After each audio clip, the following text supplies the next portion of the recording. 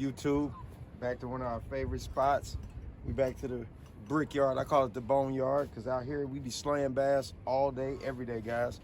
Right now, we're kind of seeing that it's changed a lot. They moved a lot of bricks around, so we're kind of just taking our time and working the flats out here with the grass on it. Kind of hitting a couple deeper spots out here.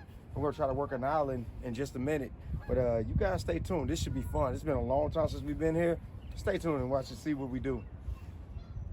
All right, guys, the first thing we're gonna start out with is, it was cooler this morning. It's around 68 now. It was in the 40s. So we're gonna throw us a Texas rig senko, and the water's pretty dang clear. I mean, crystal clear. And we're trying to work this. We got a light wind, maybe 15 miles an hour, something like that. It's not bad. But we're gonna try to see if we can finesse these fish because this water's dang near gin clear. I mean, you got 3 to 4 foot visibility down here, and with all the alkaline in the water from the bricks, it has a bluish tint to it. So I mean, you can see everything, even the turtles on the bottom moving. So we're gonna see if we can finesse these fish out of here, man. Y'all stay tuned. I mean, hell, this place right here, Ben wanted to get back here for a minute. We heard they were kicking people out. We're gonna try our best not to get booted.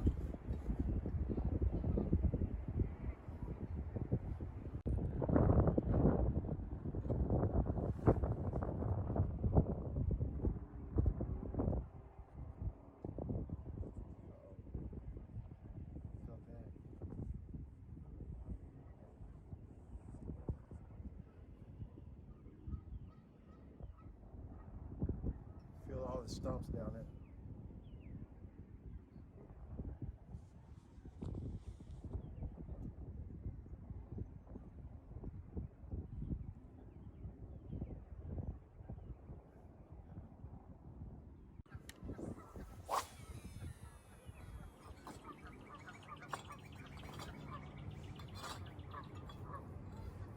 It's a pretty deep hole out here, so I got my tungsten on to let it sink a little faster. I'm just excited, guys. This is my spot. I love this spot. When we first started this channel, this was a big part of the channel. We love coming out here.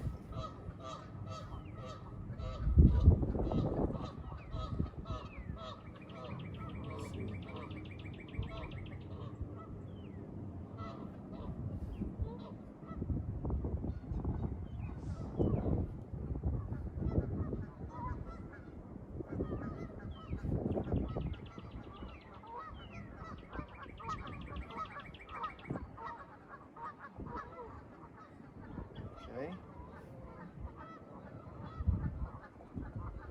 Grass. That's big grass down there. Man, it's just holding on. Thick grass, guys. I'm glad to be in it though, to kind of give me an idea of what's down there. Got some nice fish off this area right here, so we're gonna try to stay in it. Oh, come on, baby.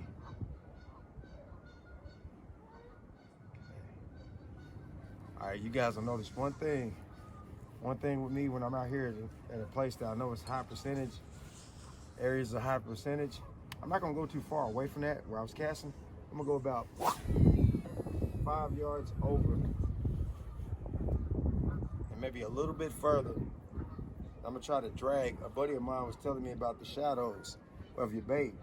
You wanna drag it across the face of the fish because over the top, the example he had used is when you hear an airplane, by the time you look up, it's usually past you. So with that said, I mean, it made a lot of sense to me. There's a lot of logic to that, where you think about that bait, that bass is looking up, and it goes across their face, they can turn with that bait and attack it. But if you're just throwing over them, it just kind of skims over top of them. They might just look up and look for it. You might get them that second cast or that third cast, but that first cast, you want to rake it in front of them and get their attention. And I appreciate it. And shout out to the OK fisherman for that, because he gave me that little tidbit, because he's a swim bait guy. And that logic still applies to a lot of us, especially with the spinner baits and the worms and everything else we got going. You want to keep that sucker entertained. You want to keep that fish focused in on that bait. So big shout out to him for that. It's one of them things we all probably do subconsciously, but it all depends on where that sun's at and that angle. can focus and kind of keep that in the forefront of your mind, we probably all catch more fish and bigger fish too.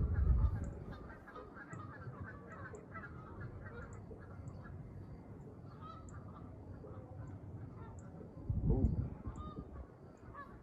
Might have had a bite, guys. Hold on. Okay, that's the bottom. That first one felt like a hit. Okay, we slowed it down a little bit. A couple of jerks to see what happens. Okay. Okay, we done fished our grass area. We fan cast back and forth already. So what we're gonna do now is we're gonna start hitting more areas that we know have grass on them or stumps or something of that nature. They're not visible, but these are places we've seen when the water was a little lower. So we'll go ahead and try to target that. All right, guys, I've cast it right between them trees over here. I'm gonna see what's living over there.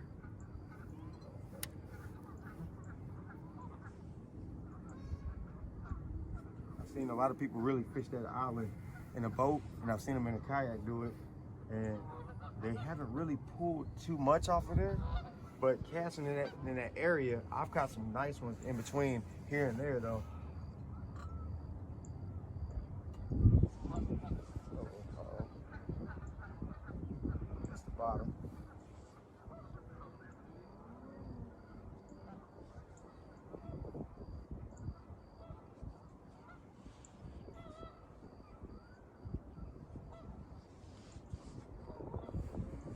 That's a nice hard bottom down there, guys.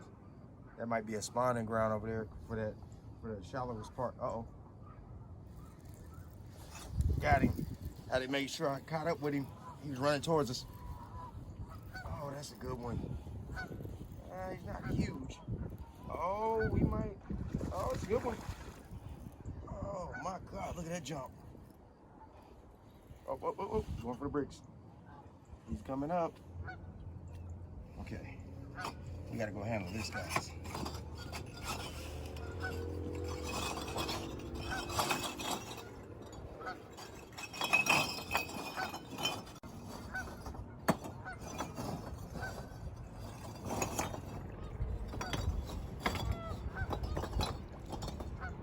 That's a good fish.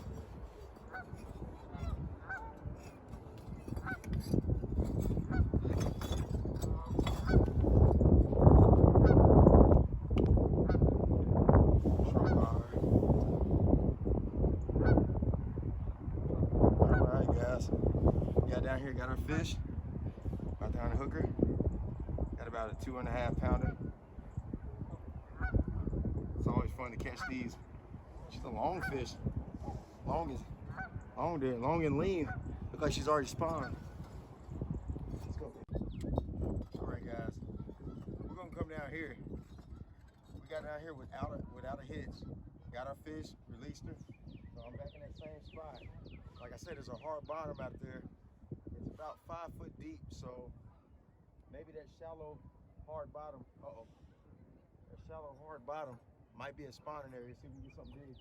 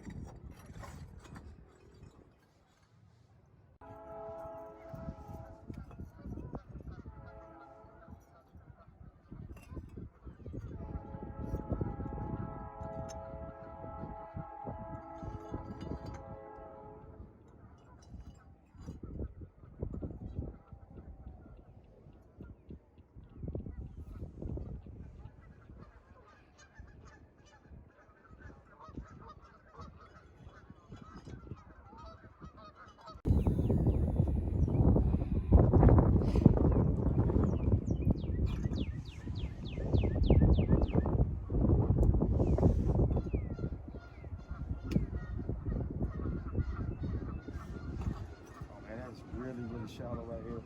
I threw way across it to the left, about 10 yards from where I got that fish.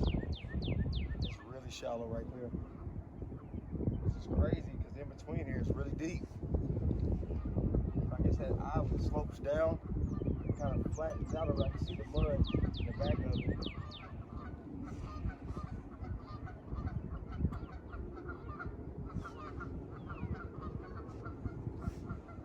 I hit a stick.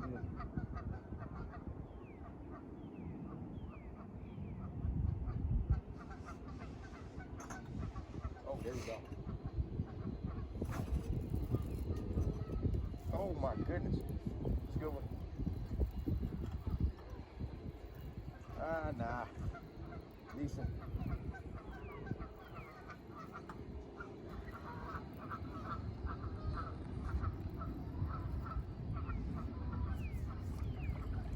Not bad.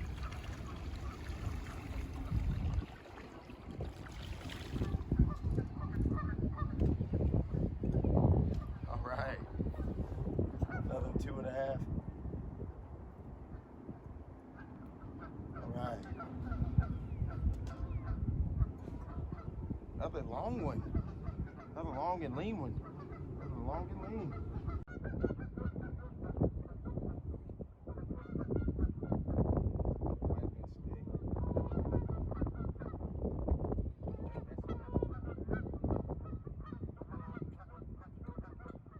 Man, that felt like a fish. Must have dropped it. That was a hard thump.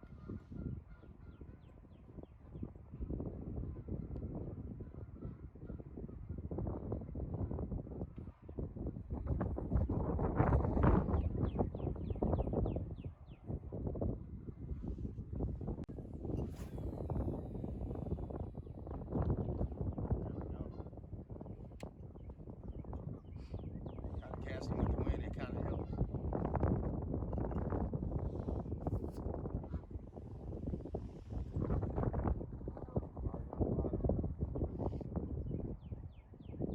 Already on the bottom, guys. Trying to get this going.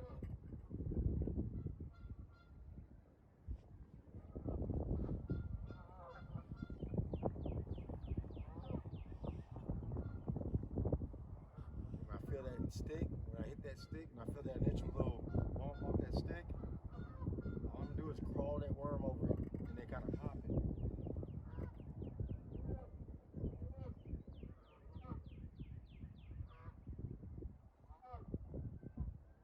Like that right there. Felt that hit. When that leg hit that stick, hopped it right over that stick, dropped it down.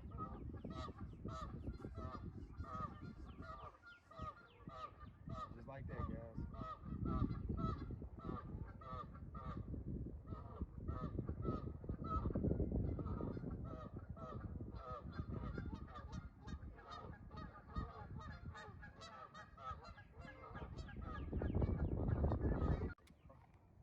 All right, back out there.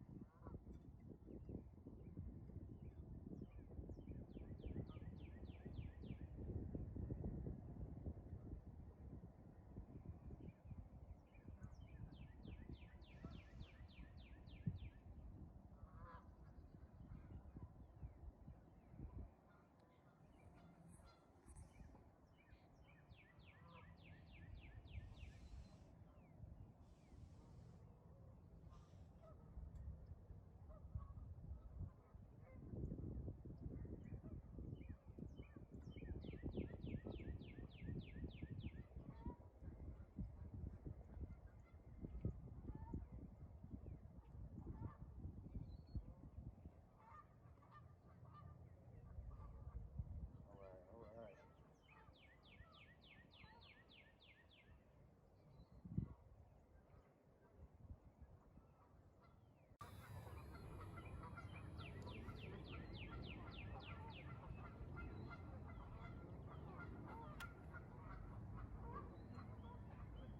Oh, we're on the bottom again. Here we go. All right, guys, as we hit this little spot right here, they die down. There's another tree in between that little point over there. So we'll hit that, and then we got an island that we're gonna start hitting right at the end.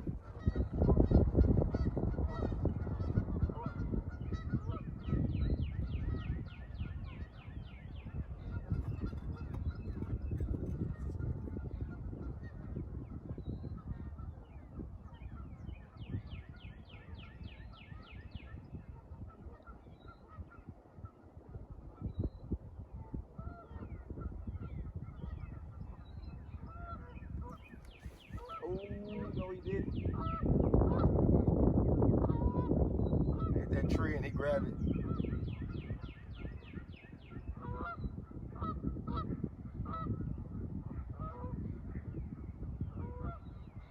As you guys see, I didn't just jerk. He hit it, let it go, and I let it fall. It's a lot of mistakes we make. We'll feel that hit and we'll just pull real hard, scare that fish away. I'm gonna let it fall right back down there once he drops.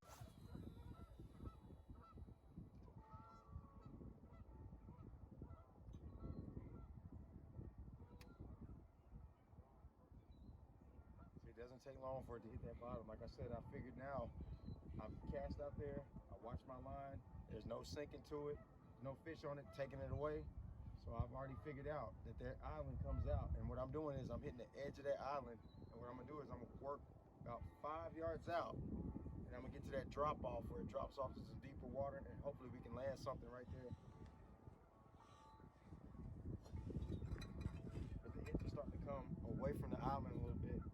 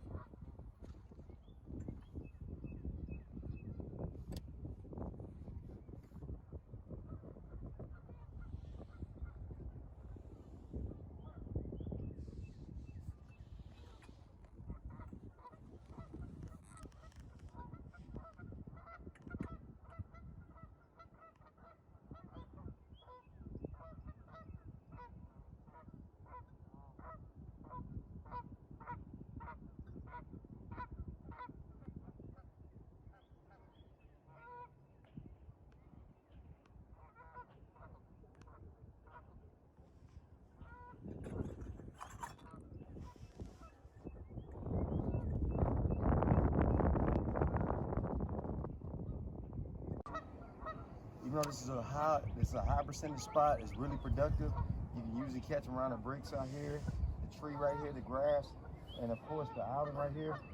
You don't want to waste too much time in this place.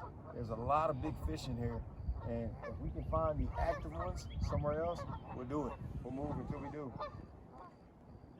That's our main thing. We're trying to find the bigs and want the active ones, because if we find a big and they're not doing anything but cruising, it'll be a waste of time. And I think that might be what's going on over here.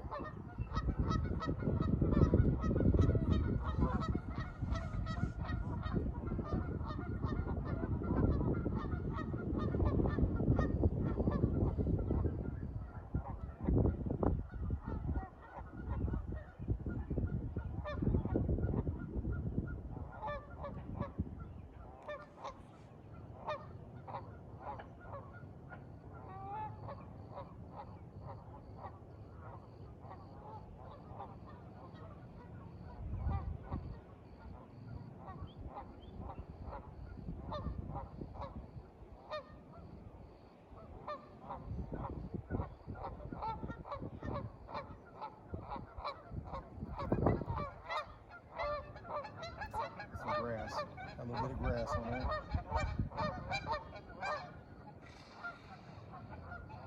Found our tree.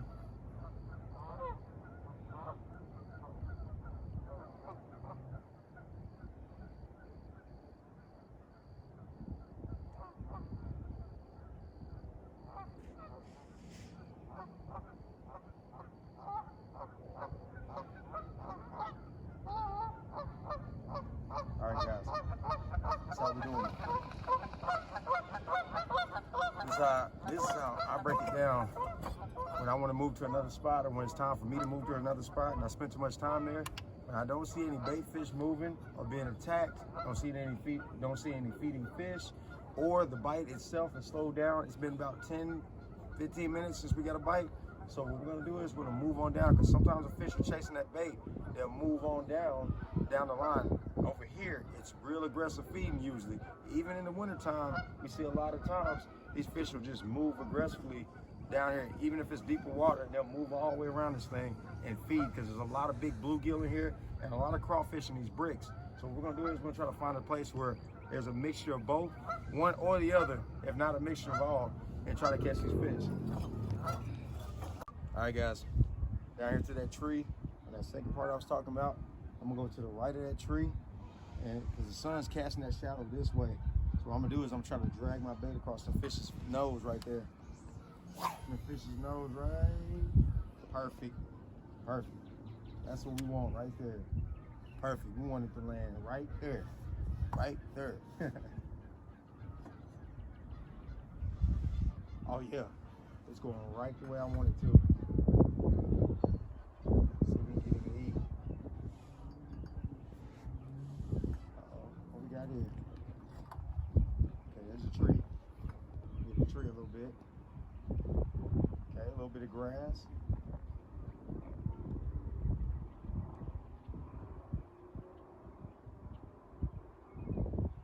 I like to hit trees like that, usually with a moving bait. But since they've been eating the senko, I kind of ain't wanted, if it ain't broke, don't fix it, right? Kind of want to throw a spinnerbait really bad across there, so I think I might just do just that. One more time with the senko, and then we're gonna see.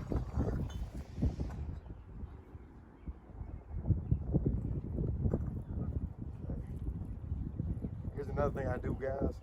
When I have a target out there and I know about the range the fish bite, a lot of times you guys will see me hit a target, it gets about 10 feet away from it, and I reel it back in.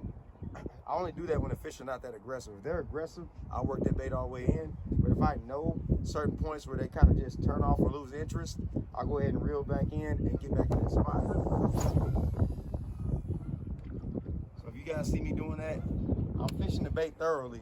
I just know that spot real well and where they usually go and how they usually bite. Right now the wind's catching me. So if I do get a hit, it's gonna be real light. I'm gonna have to catch up with him. There we go. Keep some of that slack out of my line. That's how I follow down with the bait. That's why I got the tungsten on too, guys. Follow down with that bait. Just like that, so it follow true. Notice when I follow that bait down, it hits the hole where it's supposed to. It comes right out of that grass too.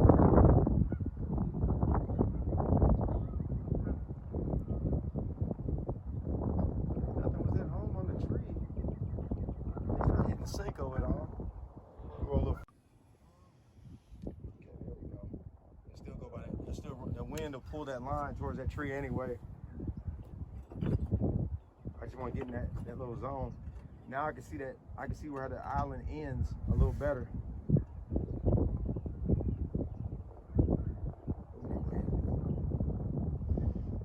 There we go.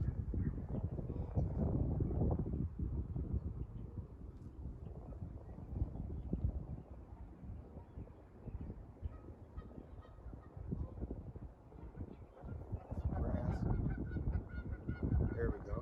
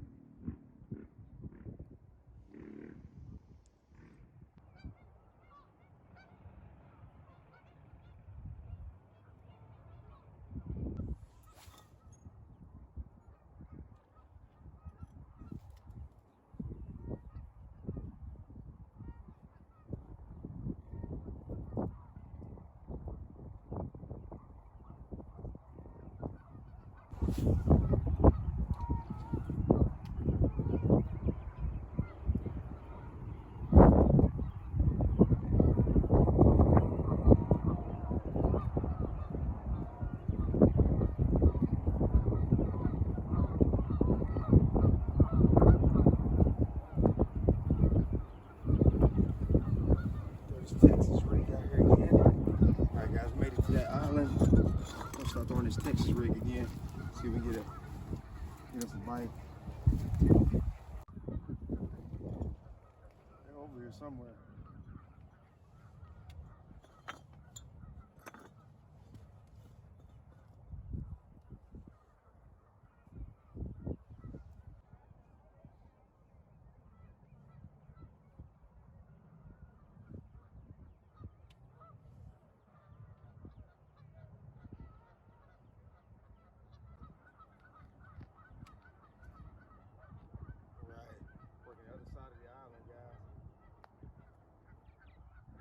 Water over here drops on.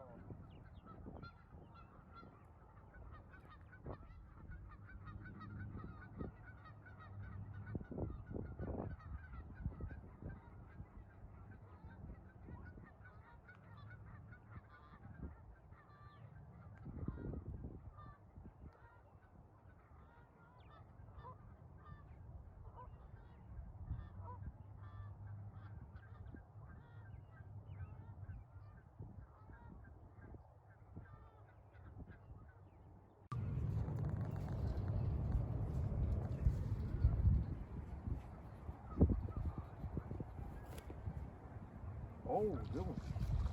Decent. Another skinny. Already dumped the eggs out. That's a good one though. That's a healthy fish. Look at that fish. That's a healthy bass. There we go.